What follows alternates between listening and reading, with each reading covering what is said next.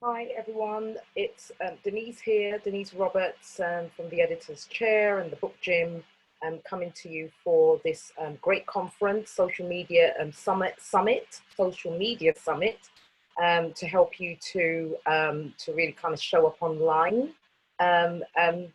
really ready to build your business and to really do great things, reaching out to those people that you're trying to attract. And my session today is going to focus on how to attract, persuade, and to convert by writing really fantastic content. And so I've got quite a bit that I'd like to share with you today. And before I actually go into this session, let me just say that, I've been working in the publishing industry for the good part of 25 years. Started off as a journalist, moved into editing and working in the area of publishing. And I help my clients both to write content for books and to publish them, as well as to write content for websites, articles, marketing material. And so the tips that I'm going to be sharing with you today, they are tips that will be really easy for you to kind of improve your content, improve your writing right across the spectrum. So not just books or social media posts and blogs and marketing material, but everything, anything, and to improve your writing skills. And I'm coming to you. I'm actually coming to you on this to this summit from Jamaica. I'm not actually in the UK. I live in the UK, but not in the UK at the moment. So I'm coming to you from Jamaica, and it's really, really hot here. I so hope that it's as hot as it is here where you are. And so I'm just going to kind of like really jump into these to the tips that I've got to share with you. And by first sharing my screen, I'll share my screen so you can have a look, kind of like follow along with me as I go through this. So as I said, this session is all about writing to attract, persuade, and to convert. Okay, and what I hope that you will go away with, in fact, I'm saying that you will go away with, is equipped to write copywriting tips to help you to create better blogs, social media posts, and information products that build your social media presence and grow your business. That's what it's all about. And I know you will go away with something really useful that you can apply to your business. This session is going to be organized into 3 parts. I'm going to first look at how to attract, and then to persuade, and then convert. Okay, so we're going to be going through these 3 different areas, focusing first on the attract, then persuade, and then convert. Okay, before we kind of like really jump into this, let me just ask you a couple of questions, or a few questions really. What does writing, in fact, it's one question. What does writing feel like to you? Is it something that, do you sometimes feel like you're in a dense fog with no direction? Do you feel like you're sinking deeper into a swamp, or wading through a thick forest? Like you're trying to get the words down on the page and you find it a real challenge. What does writing feel like to you? Why is it that we struggle with writing, in fact? All right, because sometimes when you're writing, it can feel like you're trying to do something to readers that they don't want you to do. All right, so it's almost like speak to the hand. You're trying to write fantastic copy, trying to get people on your side, trying to persuade them to do something, to buy your products, to click this button, and they just don't want to have it. Or sometimes it can feel a bit like that. Writing can feel challenging, and that's because sometimes when you're writing, it can feel either to the person that's reading it, can feel like they're being manipulated. They know that you're trying to get them to do something and they're not having anything to do with that. You can come across as fake. There can be a sense of distrust. Often when we're writing, it's about what we want. People can feel that we're being calculating. They don't trust us again. And often this is because writing is uninvited. All right, when we're writing, often we're writing from a place of being uninvited. People have not asked you to write to them, and that's an interesting place to begin with, where your writing is uninvited. How do you get over that? How do you get a stranger in the street to stop and listen to what you have to say? That's the challenge. That's what we're going to be looking at in this session. So the first bit is how to attract. How do you attract the people that you're trying to reach out to? Headlines, they are the first thing you see. Usually when you're writing content, you're reading something, you see the headline first. Same as with this session. The session, how to write to attract, persuade, and convert, that's what you would have seen first. And so you need to pay particular attention to your headlines. All right, some of the things that can help you to write better headlines are, writing a headline that tells people, almost like it tells people what they shouldn't do, because we tend to like to do things that people tell us not to do. So if you write a headline that, like this, don't read this unless you want to become a better copywriter, often people will do exactly the opposite of what you've asked them to do. All right. So using something like that, that kind of like contradiction there, it creates intrigue. We're nosy. We want to, when people tell us don't look, we'll look. So you could kind of like use that type of strategy, that kind of technique in your headline. I like the 5 steps, the 5 something, the 7 something, the 3 something, because it gives people a sense of what to expect. All right, they know that in the session, you're going to be sharing a certain number of tips with them. All right, so it's a finite number. They know what to expect. 5 things that they need to know, especially something that they need to know that can really help to rein people in. Again, surprisingly simple ways to turn yourself into a better writer. Often we like simple, don't we? We want something to be really, really easy for us. So that type of headline, again, can help to grab a person's attention. I also like to let readers know what's ahead. And that's polite, isn't it? When you kind of like, give people what to, tell people what to expect as they go along with you in the session. Anticipation. I love the kind of like way that anticipation kind of like encourages us to look for something. As soon as we anticipate something, the minute we start to anticipate something, we want to, our attention has been caught. We want to know what is ahead. So something like, picture this, imagine the following. It's like an invitation for us to begin to see, it grabs our attention and we're interested in what comes next, that sense of anticipation. And some of those verses that you can use: picture this, imagine the following, you're not going to like this, again, that tells us that there is something ahead. And let me explain what really happened. It was only the beginning, there was more to come. As she would soon find out, here's what happens next. It got worse. All of those sentences can kind of evoke in the reader, in the listener, a sense of that there is more to come, and it grabs our attention. It makes us sit up. It's like telling the person that there is something more to come, that they should be, so they should be paying attention to that. It's just the same as, like, what made you come along to this session? I'm thinking that it was because you wanted to, you saw there was a desire to attract, to persuade, to convert. And that desire is what kind of created that, that's what kind of attracted you to this. That's what made you come along to this session, because there's an anticipation that you're going to get something. You know exactly what you're going to get. So yes, so telling people what to expect. Here's what we will cover.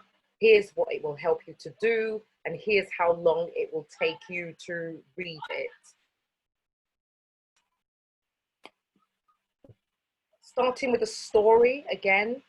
Remember story time when we were kids, and we used to love sitting on the carpet and listening to the teacher read us a story. It used to grab our attention. And there's something about stories that kind of bypasses our rational mind, It kind of seeps into our subconscious memories, and it, you know, it just helps us to be able to it grabs our attention then, all right, because it bypasses that rational sense. The minute we say, you know, there was this man, you know, and he walked into a bar, it's grabbed our attention.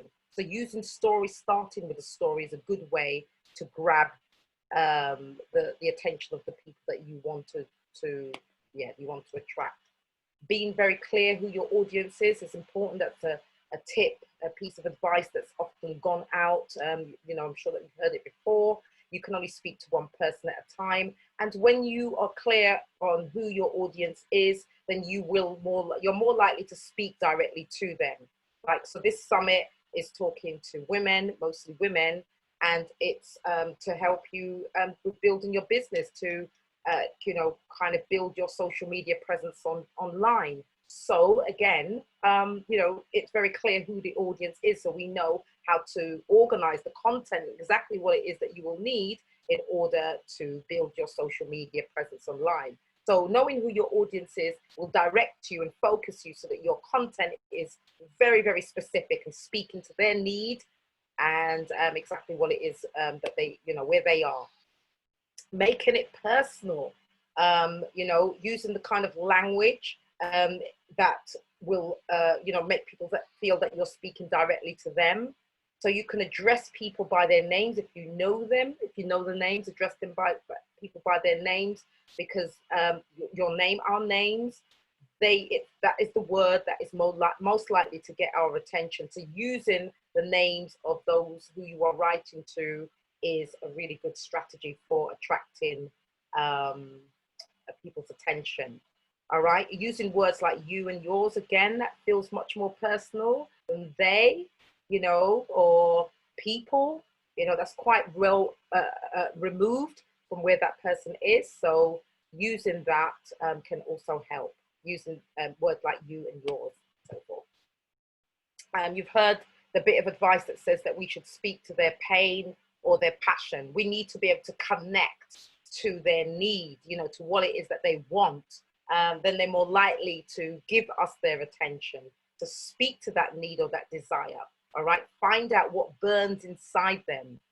Okay, and in order to know that, you need to know who your audience is. Again, you know, knowing who it is that you're speaking to, but you can go another step deeper into that by really knowing your clients, you know, doing research, so that you can really understand what type of words it is that they're more likely to use, they're most likely to use. And you may have heard that words are powerful, and I'm saying words actually have no power. The words have meaning only because we ascribe those meanings, we invest those meanings into those words, and that's the reason why one word will mean something completely different to another person. Just the slide before, I mentioned using people's names. Now, if you called Sharon, I'm not, you know, it's not going to attract my attention. Jane is not going to attract my attention. But if you say Denise, now that's going to cause me to turn my head because it means something to me. So finding out what words are really important to your audience is a really good way to get their attention. Find out what words they use. Now, I was speaking to a client recently, and whereas, you know, when I'm working with first-time authors, I'm most likely to say first-time authors, you know, like you're a new author, but he was calling himself a novice author. You know, there's a word that I wouldn't normally use, but my potential client was using. That's how he referred to himself. So finding out what words really resonate with the people that you're trying to reach will help you to write content that is more likely to attract them. You need to build a relationship with your clients and customers so you get to know them, how they think, what they care about, and the words that they use. And of course, keyword research really comes in useful here. Comes in useful for helping you to write blogs and you know, how to shape your content. Right, organizing your content as well is helpful. That also will help you to be able to attract people to whatever it is that you're writing. If you have a number of points, you might like to structure them by using something like, point A, B, C, 1, 2, 3, that kind of structure can really help people to absorb the information that you're trying to share with them and will help you to attract their attention. Mnemonics, acronyms, and rhymes, they work really well because they help with recall. They kind of tap into something that's already inside us to help to grab our attention. So that's that section looked at how to attract, and now persuade. How do we persuade them once we've attracted their attention, or what do we do next? And I'd say the first thing that you should do is avoid being too desperate. People can smell desperation even on the page, even in your writing. So we don't want to come across as too desperate. And I would also say that try not to persuade. Perhaps first to understand rather than persuade. Identify with where your audience is coming from. You know the saying that no one cares what you think until they know that you care. So we need to build empathy with the people that we're trying to get to read our content. And people want to feel understood and heard. So you might kind of use these kind of sentences in your copy, like, I've been there, I know what that feels like, I understand where you are, I know where you're coming from. Words like that can help to pull down barriers, all right? So people kind of like begin to let you in. Writing is a two-way thing. It's not just about us speaking at the people that we're trying to talk to, we're trying to communicate with. It's also about them inviting us in and allowing us to speak to them, all right? So that's that know, like, trust relationship that I know that you've heard about as well. We need to build that awareness of our, to get them to know us, and then to like us, and then to trust us. We can't just jump straight into them trusting us. So whenever you're writing something, start by making an assessment on the use of your energy. Where is it best to place your energy? Is it better to invest your energy into persuading, writing content that persuades, or writing content that plants a seed? And maybe that seed is to know you, to get to know you, to get to like you. Think about what your content is actually doing. Where on the spectrum is your content? Okay, so if you know the audience very well, perhaps you've already built that relationship up already, that trust, then you can delve straight into persuading them. But if they are pretty new to you, then you might want to tread a little carefully, and just get them to, at least to know you, and then to like you. So plant that seed first. Can you make them agree with you, or should you settle for just getting them to listen to you? Now, if you do something like that, you think about approaching your content in that way, then you'll know where best to invest your energy. I'm just going to stop right there and say that, because where I'm recording this right now, you might be able to hear some noises in the background. So I'm just going to apologize for that, right off. Yeah, you can hear there's a passing goat out there. Yes, Jamaica is an interesting place. All right, so do they have any special relationship, any special reason to listen to you? Do you have authority? Can you bring that across in your content, that authority that you have? Is there some new decision or action that they must perform that might make them more open to consider your view? And by that, I mean things like, where, like that new GDP, when that came in, it was in people's interest to listen, to read, to pay attention to the advice that was being given about how they could make sure that they adhered to those guidelines. So if there is something that's happening that the people that you're trying to reach need, there's some kind of previous invested interest, something that's happening that can be used in your favor, to get them, again, to help you to persuade them to do whatever it is that you want them to do. Okay, right, so there is this thing where, when our relationships are built on kind of like connection, then, yeah, relationship connection. And we tend to find it a lot easier to persuade people to do something if they can see our experience, if they can kind of like experience what we've experienced. It's almost like appealing to their humanity, the humanity side of them. And that's where you've got to bring yourself into your writing. You know, they've got to feel that there's a real person, that, you know, that your heart is in whatever it is that you're writing. And so I just compare these two sentences. One, here's why you should improve your writing skills, to this one, here are the reasons and experiences that have made me believe that you should improve your writing skills. Please try to understand them for a moment.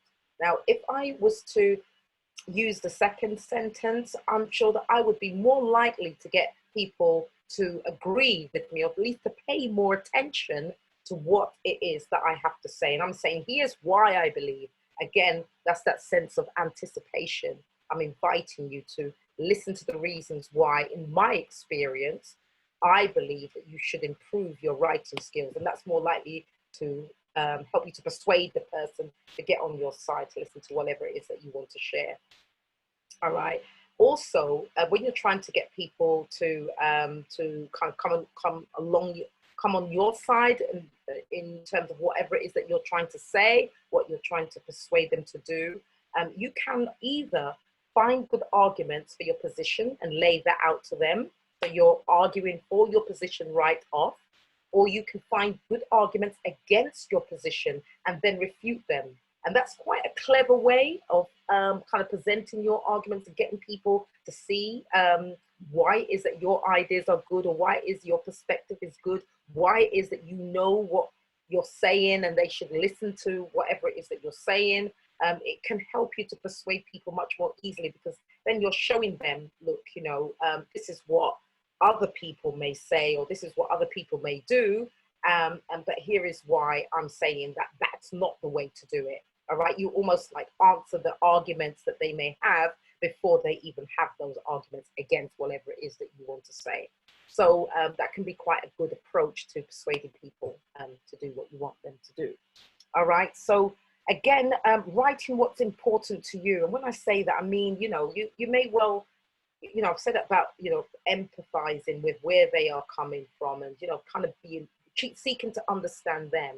But when you write from your heart, when you write from what you really feel, or what's important to you about a particular topic or subject, then you're more likely to really bring your energy into whatever it is that you're saying to those that are listening to you.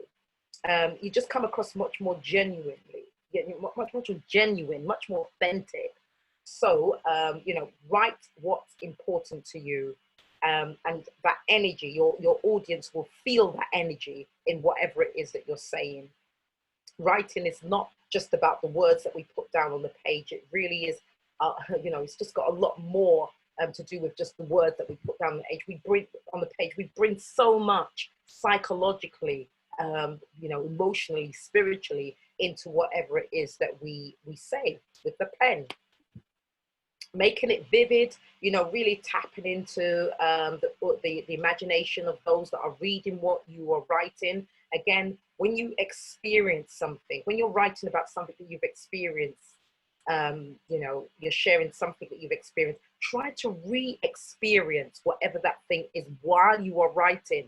Try to see it, touch it, hear it, so that when you are writing, that comes alive. It gets invested into the writing, injected into the writing, and your audience will be able to also imagine and experience whatever it is that you experience. So you want to really bring in to your writing that experience, and when you use your, you know, kind of like tap into your memory. Don't try to pretend. Don't try to just make it up. Don't lie. You know, make it really genuine. Make it real. And so, yeah, just tap into your memory while you are writing the thing. What you're writing a story, perhaps you're using a story to say why somebody should buy your product. Why, you know, a story about how you helped people to overcome something. And as you're writing it, just start first by closing your eyes and seeing it. Be there, feel it. Just get yourself back into that place and feel those emotions again as they happened while you were going through them, and then write. And you'll find that your writing is more likely to come alive. All right, people are really much more likely to feel whatever it is that you're saying. So make it vivid in that sense. If you are a person that, you know, that this is new to you, you know, there's this game that you can play, and you can do it with, well, one person or more. And what you do is that you practice describing something. Get them to close their eyes, and you describe something, and get them to tell you when they begin to see it, when they begin to see and feel and hear and smell whatever it is that you're describing. If they're not feeling it, then you just need to start using different words, start using different words, descriptions, and so forth, you know. But this is a very good way of helping you to kind of practice that experiencing whatever it is that you're writing about while you're writing. Practice helping other people to really see the words that you're using, and it will help to train you so that when you actually come to writing your copy, your marketing copy, your blog, your social media post, your book, you're more likely to bring that same kind of power, that energy into the writing. I've mentioned here focusing on small details, and because, you know, being very specific, you know, the pattern on the cup, on the table, you know, the pattern on the tablecloth, you know, being really, really specific, not just the tablecloth, not just the table, but the pattern on it, you know, can help you to, you know, to bring out your writing, bring out the details a bit more. But you need to become a noticer so that you can do this. Right. Our next slide is getting feedback, asking readers. That's not the slide I wanted. Getting feedback, right. Okay, so right, this tip actually is to do with more to do with writing. All right, I almost left that one out. It's to do with writing. All right, because usually when people write, they seem to feel that they should get it down perfect the first time round, but that's very rare. It is far better for you to draft it first, and not to expect, don't put that kind of pressure on yourself to get it perfect the first time round and then come back to it afterwards. All right, so draft first and revise afterwards. And then we have the tip about reading your work aloud, all right, which you should always do anyway, right? Whenever you write anything, read it aloud to help you pick up what sounds natural and what doesn't. This really does develop your focus muscles, because this is your focus muscles for good content, trying to pick up good content that sounds natural, that sounds personal, that sounds friendly, or whatever tone it is that you want to bring across in your content. If you trip over it, so will your readers. But when you read it aloud, you'll know the rhythm of what you're sharing. You'll know the rhythm of good writing. Okay. So yeah, so getting feedback, asking readers to read your content and then to tell you which parts made them see or hear what you said, what caused movies to begin to play in their heads. All right. So, and once they tell you that, then you will get a better idea of where, you know, what makes your writing flow. What is it that really makes your writing work, and getting back into that zone, then you'll, you know, kind of like connect with the writer that is in you.